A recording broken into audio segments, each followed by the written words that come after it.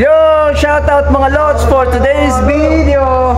Ituturo ko kayo dito sa kitchen area namin with my friends Bam Bangladesh. Say hi to my vlog. Ayan po, at meron nga kaming order mga lods. Ituturo ko kayo dito sa aming kitchen area.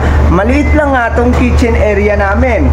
So, tara mga lods. So, lakad lang tayo ng konti. Dito nga pala niluluto yung mga pagkain na nasa menu namin na ino-order mga lods. Tapos ito naman yung frying area. So magkakadikit lang sila. Hindi tulad sa Pinas magkakalayo, di ba? May kanya-kanyang chef. Dito magkakadikit lang. So dito naman yung grill area mga lods. So wala tayong order na inihaw. Ayan, no? Say hi to my vlog. Ayan nga pala si Jasem, isa siyang Bangladesh. So 4 years na siya rito mga lods. Tapos dito naman yung frying area namin mga lods. So kasalukuyan nga pala ginagawa yung tinatawag na patita velvet. Ayan nga pala yun mga lods. So yung tinapay iniwa-hiwa lang, tapos nilalagyan ng itlog. So masarap siya mga lods. Ito nga rin pala isa sa mga mabibenta sa amin. Kasi ito yung frying area. Dito naman ginagawa yung mga fries, mga burger. Dito yung mga lahat ng mga piniprito mga lods. So talaga namang magkakadikit lang sila. Ayan mga lods. So pagka may mga ready na nga palang pagkain, di ba sa atin usually sa restaurant nakalabas tong mga ganito, yung parang sa pang catering. Ayan o, ito yung mga klase ng pagkain. Ito yung ada. So ito yung favorite ko na kinukuha dito, yung nilagang itlog. Kapag nagugutom ako, kinukuha ko yan mga lods. Tapos yan, madami nandito, iba-iba, puro Arabic food kasi yung siniserve namin dito sa Talil Restaurant mga lods.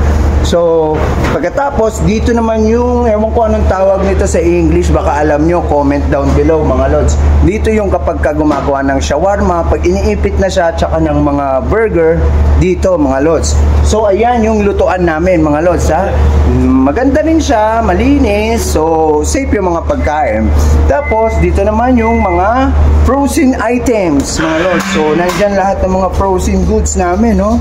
Kikita nyo lahat ng mga piniprepare o mga pagkain na frozen dito nakalagay. So may mga expiration date yan ha. Eh mga freezer mga lods. So nandiyan dyan yung ating mga pagkain na dapat na nasa ref para hindi siya masira. So nga pala, na-check po natin na may mga order nga pala. So ayan yung mga order. Ito yung labna, tinatawag nila, para lang siyang cream mga lods. Tapos may kibda, yung atay ng camel. Tapos itlog, usually palapal, ayan. So isa-serve na nga yan dun sa customer. Ganyan po yung pag-serve. So tinutulak siya ng trolley mga lods. So ang mag-shirt nga pala dyan si Hiron. Kaya shoutout. So marunong na rin sila ng mga shoutout ko kasi nakikita nila yan. Tapos ito nga pala yung, what you call this? Laham ganam. So mga sheep. So sheep ha, hindi sheep. So hinihiwa niya kasi lulutuin niya na mamaya. So siya nga pala yung chef natin sa oras na ito. Dalawa yung chef namin dito, may Morocco tas Bangladesh. So nakakatuwa lang, masarap siya magluto mga lods. Tapos pupunta naman tayo dito sa oven area. Dito naman ginagawa yung mga pizza mga lods. So ayan. So masarap yung pizza namin dito. Pero usually flavor lang niya yung vegetable tas chicken. Dito rin yung mga ino-oven kasi pupasok na tayo dito sa pastry area. Ito naman yung pastry area. So may kita nyo dyan, dito sa mga freezer namin walang laman. Walang laman, baka dito yung may laman. So eto yung mga cakes mga lods, oh. Ang sasarap niya mga lods, oh.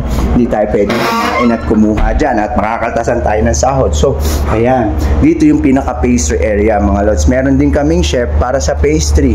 Tapos pag umakyat ka dito sa taas na to, yan naman yung pinaka storage area namin. So nandiyan lahat ng mga pagkain namin, ng mga ini-stock namin, ng mga vegetables, mga meats, lahat doon. So maya-maya na tayo aakyat doon, o hindi na tayo pwede umakyat doon kasi bawal nga mga lods, ipakita yon. So mga lods, dito naman tayo ngayon sa bar area tsaka sa mga sweets area. Dito nga pala yan sa labas kung saan matatanaw nyo rin yung labas ng shop namin mga lods. So dito ginagawa yung pancake na malalaki. Yan. Diyan mga lods. Tapos itong mga malalaking mga takure, ito ang pinaggagawaan ng tsaa tsaka ng Arabic coffee mga lods. So, mainit siya, hindi ko mabuksan. Oh, hindi pa. Ito, tubig pa lang siya. So, merong Arabic coffee, mainit. Ayan, kumukulo-kulo pa mga lods. Ayan. Tapos, dito naman ginagawa yung waffle. Ayan. Tapos, may pancake. Ewan ko kung anong tawag yan. Tapos dito na yung bar area.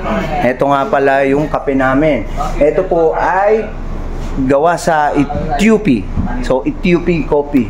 So ito yung pinaka espresso area namin, kung saan yung machine dito ilalagay yung espresso. Tapos ilalagay dito. Tapos biglang gagana na yun siya, magtutubig na yung espresso, magiging kape na yan siya mga lods. So yun lang, ganun kasimple lang, napakaliit lang nung mga shop namin. Tapos ito yung mga American coffee, marami siyang machine, tapos ginagawa rin yung B60. So ito yung pinaka bar area namin, shout out. Tapos dito pagka naka-prepare na yung order, dito yan kukunin. Ito yung mga resibo, mga loads. Ganyan lang kasimple yung trabaho. So wala kaming masyadong customer, nakakapag-ikot-ikot ako, kaya pwede akong mag-vlog. Tapos dito buksan natin.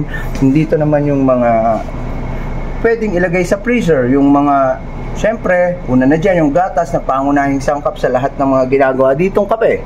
Tapos yung mga sweets namin, malinis yan siya, may mga expiration date. Tapos ang pinaka-favorite ko ritong part, yung ice cream. Ayan, may ice cream din kami mga lods. So pag wala kaming order, kinukuha ko yung mga ice cream. Yan, mga lods. Tapos, ayan, dito naka-display yung mga sweets namin. Tapos, eto yung tamar, mga lods, oh.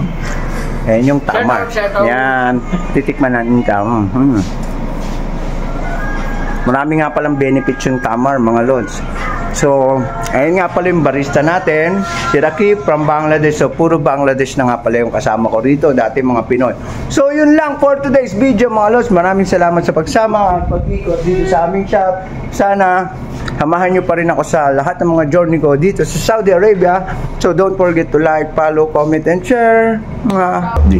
So, yun lang mga lods for today's video. Maraming salamat. Don't forget to like, follow, comment, and share. Pakisubscribe na rin po ng YouTube channel ko. Maraming salamat. I love you.